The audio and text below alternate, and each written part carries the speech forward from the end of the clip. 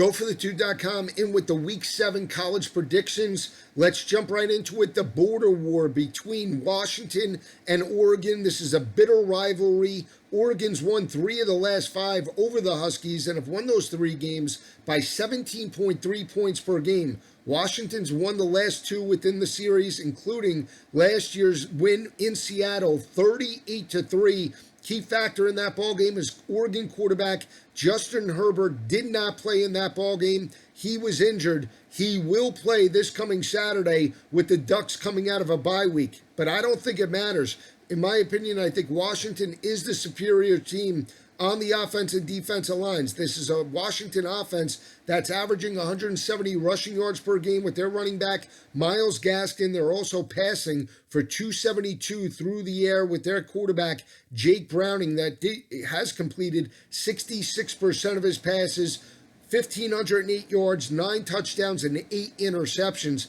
This is a Washington offense that's converting 51% on third down conversions and will look to attack an Oregon secondary that's given up 232 passing yards per game. Oregon's only allowed 35% to opposing quarterbacks on third down situations, but they haven't faced a physical offense like Washington up until this point. I know you could say Stanford, but Stanford is more of a finesse offense this year, not rushing the football like we've seen in years past. And when you look at the body of work for both teams, Oregon overall, their combined 2018 opponents up until this point in the season is 8-14, which is a 363 winning percentage. On the flip side, you look at Washington's opponents up until week number 7. Their opponents are 13-13 overall, or a 500 winning percentage. They face teams like Auburn, Arizona State, Utah, BYU. Those teams are 13-13 overall. When you look at Oregon, they face teams like Bowling Green, San Jose State, Cal, and Stanford. Those teams are a combined 8-14 heading into this matchup. I look at last year's battle as well as being an indicator. Even though Justin Herbert didn't play in that ballgame, Oregon's front 7 allowed 247 yards on the ground to Washington and Myles Gaskin. I think that's the same type of game plan that plays out this coming Saturday in Eugene. I think it's high scoring as well. I think Washington does pick up a 14-point win, 38-24 over the Ducks this coming Saturday. Washington wins by 14 points in this matchup. An SEC battle, very classic battle between Tennessee and Auburn.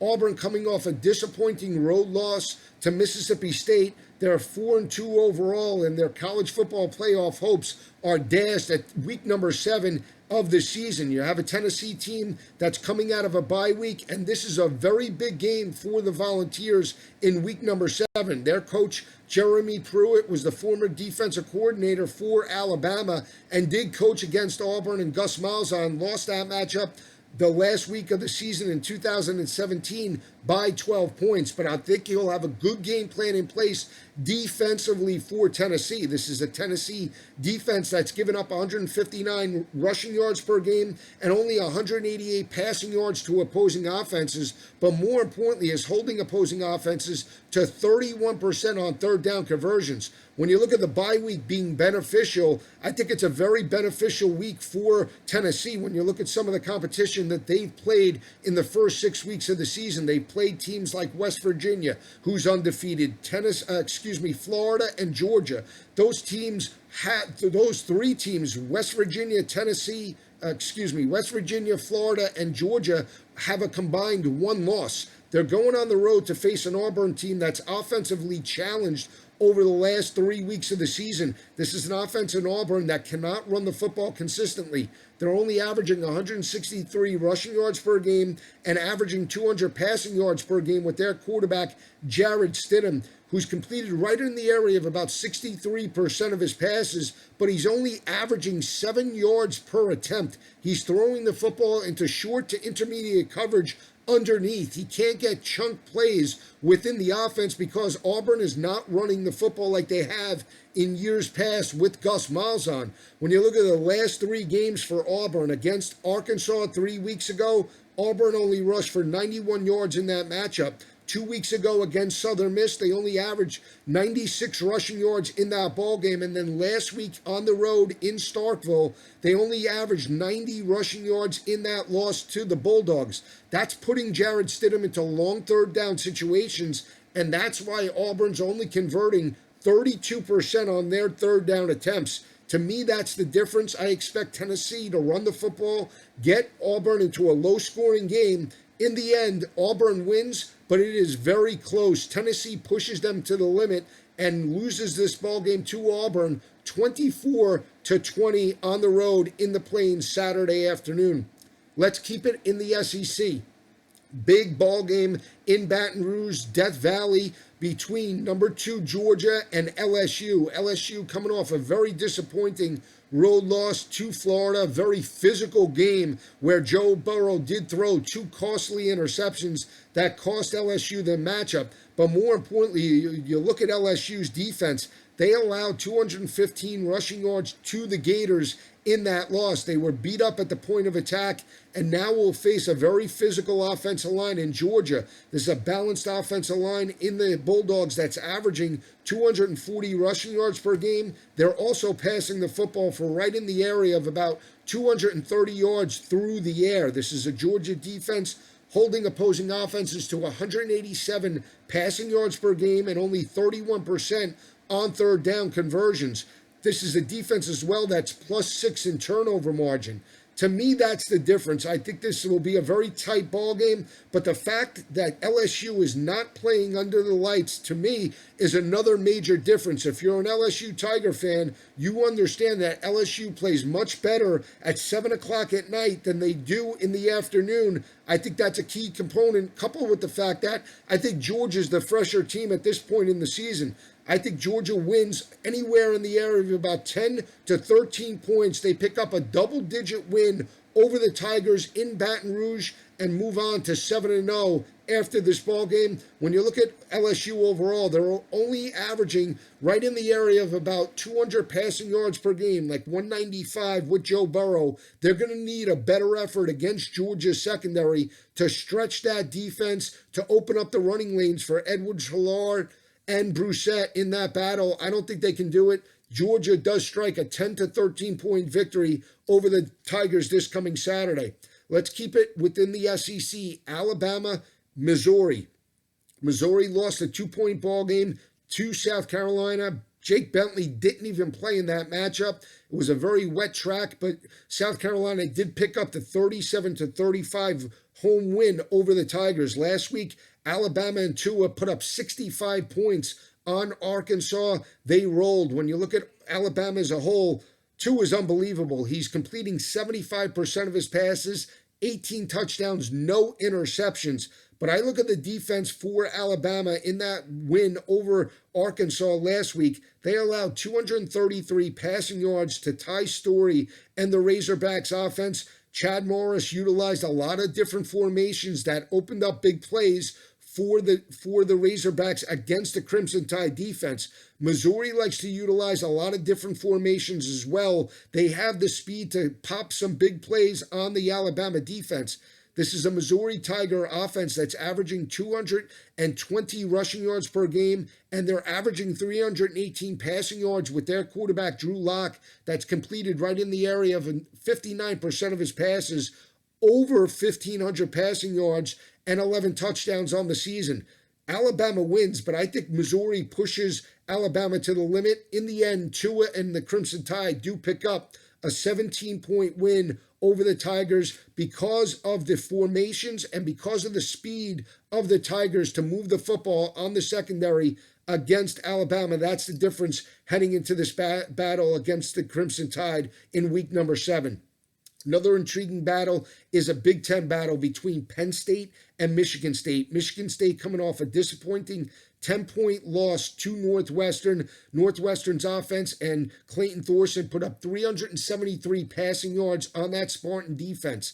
They now go on the road to a team that they've dominated in recent years. They've won 3 of the last 4 over Penn State and have won those 3 games by 22 points per game, including last year's win 27 to 24 over the Nittany Lions. When you look at Penn State as a whole, They are 16-1. Yes, 16-1 since 2016 under James Franklin, and have won those 16 games by 25.2 points per game. Obviously, their only loss did come a couple of weeks ago to Ohio State by 1 point, 27-26. I look at this Michigan State team. Again, defensively, they're allowing 33 rushing yards per game. That's number one in FBS. They held Northwestern to 8 rushing yards last week. This is a Penn State offense that's only averaging 161 yards on the ground and wants to pass the football with Trace McSorley. Problem with Penn State's offense, in my opinion, is that they're totally reliant on Trace McSorley. If you could shut down him, especially on the perimeter in terms of RPO, read, pass options, you have an opportunity to force them into long third down situations, and that's where Trace McSorley is only completing 52% of his passes. More importantly, you look at the weakness of Penn State, it is in their secondary. They're giving up around 198 passing yards per game. They're also giving up around 160 rushing yards to opposing offenses. On the flip side, you have a quarterback in Brian Lewerke that's completing over 60% of his passes, only 6 touchdowns, 6 interceptions. But this is an offense in Michigan State that is averaging 262 passing yards per game. I think that's the difference. I think Michigan State has the type of offense to push Penn State vertically and match them score for score. I think this game is very high scoring. Mark D'Antonio's played very well and coached very well against the Nittany Lions. This is a must-win for the Spartans. They get to bounce back in a big way over that loss to Northwestern. They also face Michigan in 2 weeks. There is no look ahead. Penn State wins, but it is very, very close. Penn State picks up a 45-40 win over the Spartans. Lewerke's able to move the football on that Penn State defense, but in the end, Penn State has just enough to pick up a 5-point win over the Spartans Saturday night. Let's keep it in the ACC. Classic battle between Miami and Virginia. Miami got this victory last year over the Cavaliers after Virginia jumped up 14-0 in South Beach. Miami responded with turnovers and was able to win that ball game by 16 points. They've won 4 of the last 5 over Virginia by 15.3 points per game.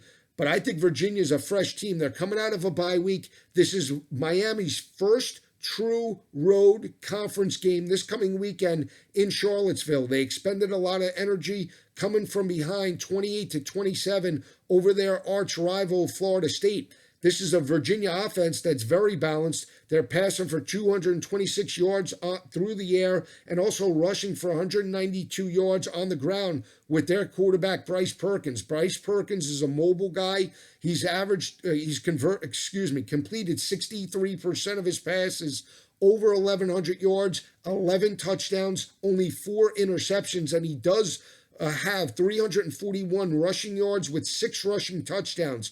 Jordan Ellis is a solid running back for the Cavaliers. He leads the team with 6 rushing touchdowns as well, but it's the physicality of Virginia on the offense and defensive lines in year number 2 with Bronco Mendenhall. To me, that's the difference.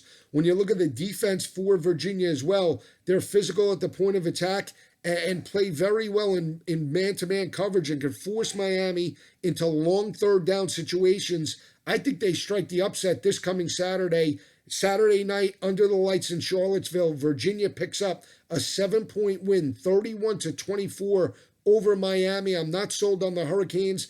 Even though they won that matchup last week against the Seminoles, they now go on the road to face a very fresh team in Virginia. Virginia picks up the 7-point win over the Hurricanes this coming weekend. I don't give a lot of Mountain West predictions on the show, but I'm going to give one this weekend. Fresno State at home against Wyoming. Fresno State picked up this victory last year, 13-7 on the road in Laramie. They have a solid quarterback in Marcus McMaryion.